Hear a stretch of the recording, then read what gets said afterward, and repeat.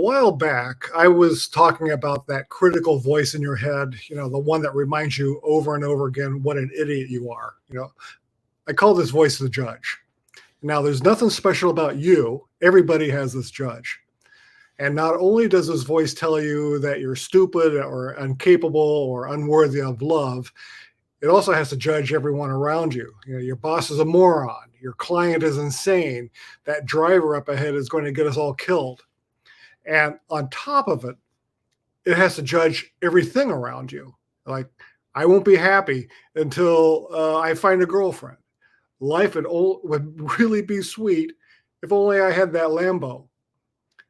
And if we only had that one judge in our heads, fighting back against that judge would be relatively easy. It would just be us against the judge. But the judge doesn't fight fair. The judge has this gang of accomplice saboteurs, and one of them is the Stickler. I'm Larry McInnes. This is Mental Fitness Fridays, and you are awesome. So let's do a deep dive and see if you can recognize this Stickler saboteur either in yourself or in someone you know. And I'm willing to bet that you do know a perfectionist or two, people who just take their need for order to the extreme. Or maybe that's you. And maybe there's a strong need for self-control and self-restraint, and also the need to make up for others' sloppiness and laziness. Now, maybe this sounds familiar. And if it does, that's the Stickler saboteur in your head. So, who is this saboteur? Well, the Stickler is a punctual, methodical perfectionist. This person can get to be kind of irritable and tense and opinionated and sarcastic and highly critical of themselves and others. But at the same time, they're really sensitive to the criticism that comes from others. Now, remember, the Stickler saboteur wants you to think it is you who has to be perfect and perfect all the time. The Stickler is not you, but it is pulling the levers in your brain. Now, how do I know that the Stickler is running your show? Because I know your greatest natural strengths. You have these high ideals and strong standards. You bring order to chaos. You can lead yourself and others to live and work based on clear guiding principles to be good and to do the right thing. You're self-disciplined. You're direct and to the point. You see things as they are, and you don't mince words when you talk about them. So what's the problem? That sounds pretty good. Well, the problem is the Stickler turns these greatest strengths into your greatest weaknesses by abusing them and overusing them. And the Stickler makes you take your need for order and organization too far. So you feel like you have to work overtime to make up for other people's sloppiness and laziness. Now, because right is right and wrong is wrong, you know the right way. And if you can't do it perfectly, then don't do it at all. And because everyone around you has such low standards, you have to be more organized and methodical just so things get done. And man, do you hate mistakes. And it's really frustrating and disappointing sometimes that people can't live up to your high standards. Maybe at work, you feel like you're surrounded by first graders, but it's really important that you stay professional. So you bottle up that anger and frustration. And either consciously or subconsciously, you hear that niggling little voice that says it's up to you to fix whatever mess you run into. And besides, perfectionism is good, right? And it makes you feel better about yourself. And it's usually a clear right way and a clear wrong way to do things, and you know the right way. Man, this kind of a mindset can lead to some serious anxiety that people will mess up the order and the balance that you've created. And it makes you strict and rigid, and it makes it hard to be flexible when you're dealing with change or other people's different styles in work and life. And it's a constant source of ongoing anxiety and frustration. Exhausting. In turn, that perfectionism causes resentment and anxiety and self-doubt and resignation in other people who work around you and in your relationships. And if people are constantly criticized, they're just going to give up or quit or leave because they've learned that no matter how hard they work, they're never going to please you. So, where is this mess coming from?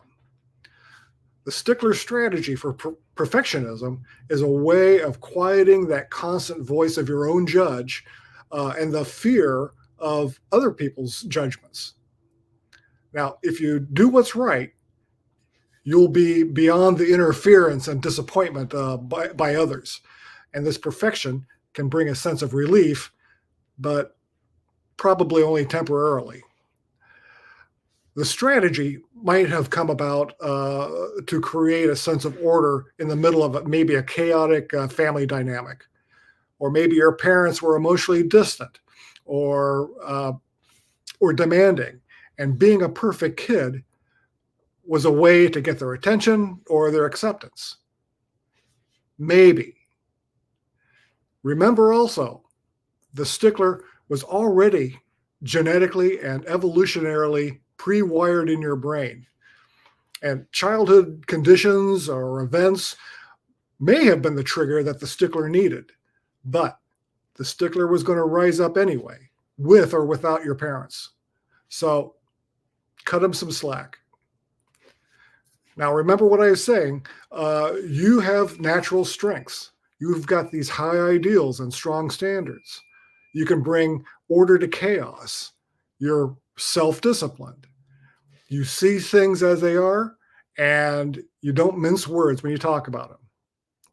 The Stickler has turned these strengths into weaknesses, and it's possible to bring these strengths back. And I'll get into how to take back those strengths after this. Hi guys, I'm Larry, and you are awesome. I want to share with you that I wrote an ebook, and it is now officially available. It's called Become Awesome with Science.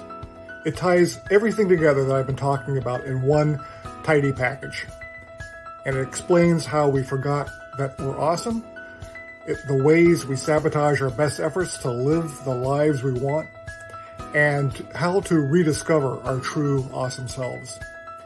And this is a way to boost one's peak performance, strengthens one's relationships, and improve one's mental well-being. If you'd like to purchase a copy, just tap a link in my bio or go to larrymcinnes.com and head over to the shop tab. And with that, have an awesome day. All right, so how do you take back your strength from the Stickler? Well, by moving from saboteur mode to sage mode. And not only do you have a Stickler in you, oh, that didn't sound very good, but we're going to go with it. You also have an inner sage, this inner wise one. So let the sage expose the Stickler's lies. The Stickler promises you that higher quality, higher order, higher organization will lead to peace of mind. The sage knows that perfectionism causes resentment and anxiety and self-doubt in the people around you, and they've figured out that they can't please you no matter how hard they work. Now, we're going to reframe this whole thing. There is a Japanese concept that embraces the beauty of imperfection called wabi-sabi. You've got the wabi, which is the appreciation of beauty in imperfections. You've got the sabi, the beauty that comes from age and wear and weathering. You put them together, wabi-sabi encourages us to value things that are naturally flawed and imperfect. which is quite different from our normal ideals of perfection. Now, you don't have to look very far to find your own personal wabi-sabi. And I know you've got a favorite pair of jeans with holes in the knees, or that cozy sweater that you've had forever. And now let's take our strengths from the stickler, hand them to the sage. And instead of waiting until there's a more perfect version of yourself or in others, embrace and accept and celebrate the perfectly imperfect. And you can do that now by finding those pair of jeans. This is a shift from perfect order to perfect harmony.